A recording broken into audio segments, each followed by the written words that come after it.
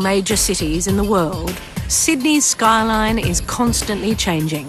Workplace accidents on building sites are not unusual. It's 2:30 in the afternoon when a call comes in on the bat phone about a most bizarre case. We have a 28-year-old male construction worker who has had a powered nail gun fired through a wall. He has penetration to the left side skull. The emergency team prepare for a major trauma. We've got plenty of fluid. A case like this is exactly what Dr. S02E07 enjoys. I just love it. You get to help people at their most vulnerable. They come in here, they've had something awful happen to them that's necessitated an emergency admission. You get to build trust, build a relationship and actually help them, help to figure out what their problem is and help them figure a solution. This man needs to be managed carefully. No, don't move your head, darling. The nail is firmly lodged in his skull, so he needs to be kept still. Okay, everyone ready? On 3, 1, 2, 3, but not too far, and that's far enough. Okay.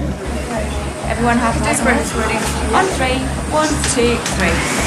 All right. Okay, it's come from a building site today. He was standing there and a nail has penetrated through the wall and penetrated into his left temple.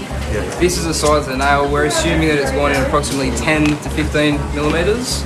There was no loss of consciousness, no motor sensory deficits that we're aware of. It's possible that the nail has penetrated the man's brain tissue, so the team need to assess him quickly. Just going to be a sharp sting in the left arm now. We're going to put a needle in, darling. He's actually hit an area that's relatively close to an important area in the brain. That's where a lot of arteries join within the brain. So obviously we're concerned that he's going to bleed there or bleed on the outside. Disability, pupils 2 equal reactive, eye movements all complete, upper limb tone sensation grossly normal. I haven't checked lower yet.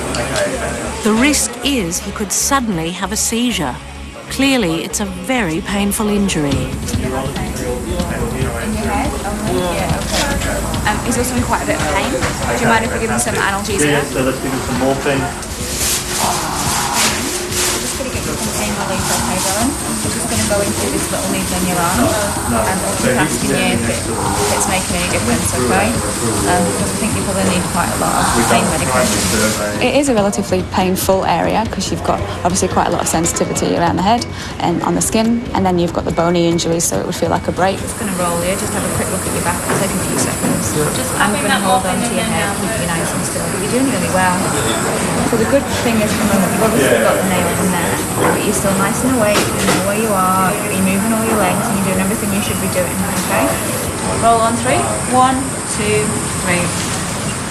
You won't fall out, mate. Is there any pain down here? Okay, they're all looking pretty good. Firstly, you want to know what damage the nail has done by itself, and then there's the damage that can happen from the body's response to that injury, such as bleeding or infection or any electrical activity in the brain causing seizures. S02E07 checks to see if the morphine has kicked in. I know this is going to sound like a daft question. If you had to rate your pain as out of 10, 10 being the worst pain you could ever imagine, whereabouts are you now on that scale? 6. They now have the pain under control. The next step is to get the man over to the CT scanner to determine just how far the nail has penetrated the skull. We have to assume that the nail's gone in. We can't tell from just looking at him whether it has, and that's why we have all the investigations like the CT scans to help us with that. With the latest scanning equipment available to them, the team swiftly get the answer they urgently need. You can see the nail coming in here. You see his hat, and you can just see here as the nail breaks the bone and that fragment of bone here. The pictures tell a worrying story. The brain tissue looks intact. There's a little bit of bleeding possibly around here, but it's difficult to tell given all of the spray that the metal produces in the scan. But one thing is clear. The nail needs to come out and he needs to be covered for infection. He needs to be monitored closely. I don't know where they will choose to do that, whether it's down here or in theatre. The man will be taken up to surgery to have the nail removed from his head. Some water. I might just get you some ice cubes to suck on if that's okay, just in case they have to take you up to the operating rooms to have that removed. He'll stay here for a few days. Initially, because it's broken the bone and you can see the internal layer of the skull, it's very, very close. So you want to make sure that once you pull the nail out that you don't get any bleeding that's going to occur, and we need to monitor for signs of that. Put that in your mouth there. to suck on it for a little while? Yeah, in a nutshell, he's been very lucky. He could have been luckier, he could have been not hit, but if you're going to get a nail into your school run, this is probably the best place for it to have stopped. But lucky or not, it's a day at work this man is never going to forget.